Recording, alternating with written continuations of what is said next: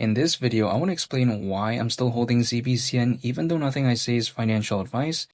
Keep in mind, when it comes to maybe the idea of 10 cents, it is still on my mind. It's still something I'm thinking about. But again, only time will tell when it comes to a fully fledged type of altcoin season, maybe if it does even happen during this cycle.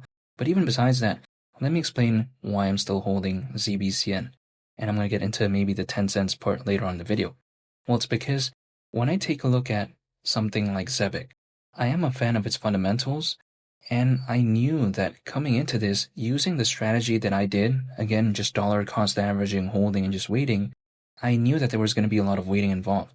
So I'm not necessarily worried that I have to wait quite a while because, I'm just waiting anyways, so I might as well just wait on the projects that I do like. This is my mindset. I'm not telling anyone to do anything, but I just kind of like the focus of ZBCN. It's focused on payments, global trade and finance, and we've kind of seen for quite a while that primarily the only sort of viable options that a lot of people, at least a lot of my friends, felt like was just, it's either XRP or XLM.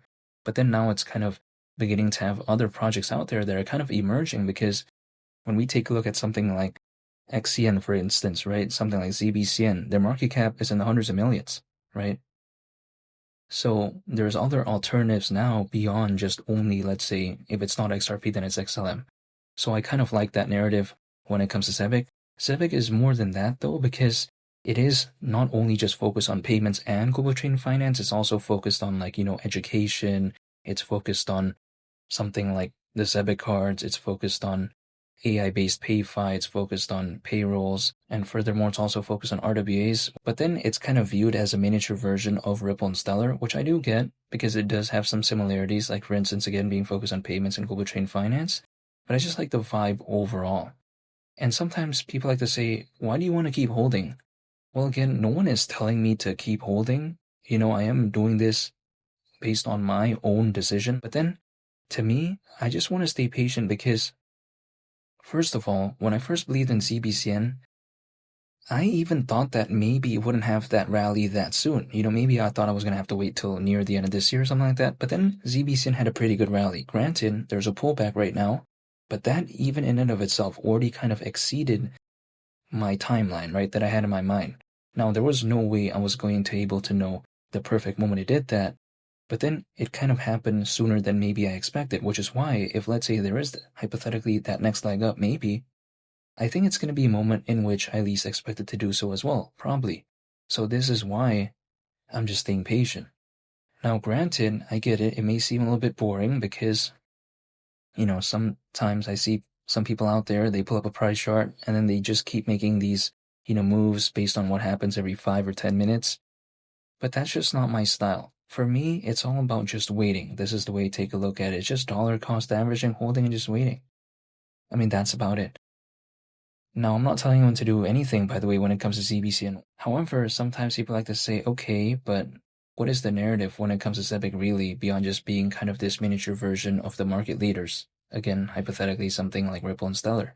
Well, I think something that I think is the cherry on top is kind of the Solana aspect when it comes to ZBCN, because keep in mind, even though right now ZBCN may not be necessarily the most popular thing out there, not too long ago, ZBCN was top 10 in terms of utility when it comes to Solana. So we have to consider this, right?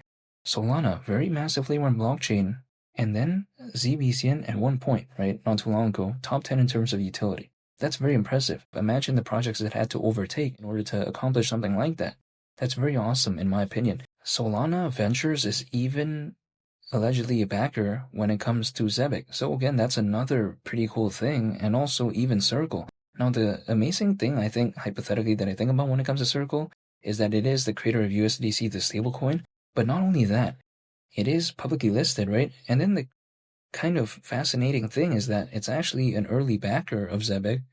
And supposedly, they hold quite a big amount of ZBCN, which I don't think necessarily is a bad thing, because when I take a look at something like, again, something that massive holding allegedly a significant amount of ZBCN, it just kind of gives me more of this kind of good energy, I would say. Because if, let's say, maybe something that is significantly smaller than Circle is holding a big amount of ZBCN, then I might not know what they might do with that. Maybe they might panic sell. Maybe they might need to sell. Who knows? Like, I'm not too sure about, let's say in this make-believe scenario, what something smaller than Circle would do, right? But then in this case, I see something like Circle, again, allegedly holding a pretty big amount of ZBCN. I do like what I'm seeing there, because to me, even though I do not know what Circle is going to do, right? Even though I don't know what they have in plan or in store when it comes to ZBCN, even despite all that, I just don't have this notion that something like Circle would need to even sell ZBCN. You know what I mean? Like, to me, something that massive doesn't even really need this. Like, let's say, for instance, Circle in a make-believe scenario never even backed Zebic to begin with. Do you think that they would even need this? You know what I mean? Like, they're already massive anyways. Like, without Zebic, they're perfectly fine. They already have USDC. You know what I mean? And also on top of that, right now they're publicly listed. ZBCN, keep in mind, despite being top 200 in terms of market cap currently, the market cap is still in the hundreds of millions. It's not like it's this multi-billion-dollar market cap project. So to me, in the grand scheme of things, something so minuscule for a Circle, but then they still want to believe in it anyways? I'm not saying that I'm going to believe in everything they believe in, but then at the same time, it's kind of fascinating for me to see something that massive take a look at something like this. Are they seeing something fundamentally? Are they seeing something that maybe I might not know? Who knows? But then when something that massive believes in Zebic, it's something I'm going to at least look into. This is just my perspective. Now, ZBCN at the price of 10 cents, considering current circulating supply and market cap at that point would be around 9 billion, which is around a 24x from here. Which doesn't really kind of make me feel that, oh wow, the market cap's too massive. It doesn't feel like that maybe to me. This is just my perspective though, because if I take a look at something like Shiba Inu reaching around a $40 billion market cap back in 2021, I mean, it's not like this is that ridiculous, at least in my perspective.